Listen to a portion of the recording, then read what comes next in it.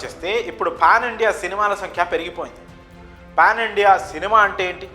దేశంలో ఉన్న అన్ని ప్రధాన భాషల్లో సినిమాను రిలీజ్ చేయడమేనా అంటే అస్సలు కానే కాదు. దానికి తగ్గినట్లు అన్ని రాష్ట్రాల్లో సినిమాను ప్రమోట్ చేయాలి కూడా.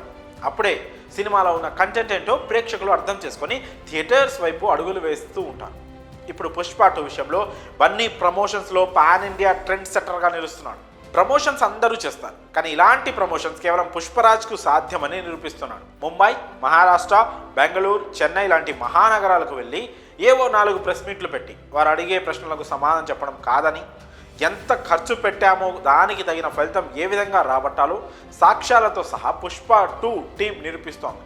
ఎప్పుడైతే ట్రైలర్ లాంచ్ను బీహార్ లాంటి ప్లేస్లో అరేంజ్ చేశారు, అప్పుడే పుష్ప వేసిన మొదటి అడుగు బ్రహ్మాండంగా పేలింది.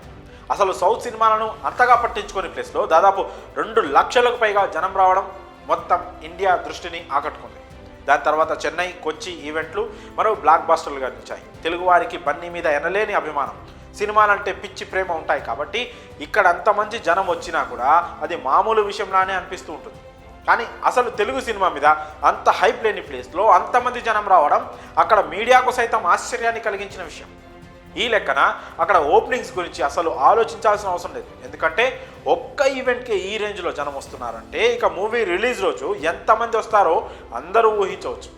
ఇక తెలుగు స్టేట్స్లో ఈవెంట్స్ గురించి మాత్రం టాక్ నడుస్తోంది, కానీ క్లారిటీ రాలేదు. ఇతర స్టేట్స్లోనే ఇలా ఉంటే ఇక్కడ ఈవెంట్స్ మోత మోగిపోవాల్సింది. ఎప్పుడెప్పుడు ఈ న్యూస్ బయటకు వస్తుందా అని అంతా ఎదురు చూస్తున్నారు. మరోవైపు సుకుమార్ మూవీ అవుట్పుట్ను కూడా ఇచ్చేశారు. ఈలోపే బన్నీ ప్రమోషన్స్ బాధ్యతను తన పైన వేసుకొని సినిమా లెవెల్ను పెంచుతున్నాడు. అటు మూవీ లెంత్ విషయంలో కూడా చాలా రకాల వార్తలు వినిపిస్తున్నాయి.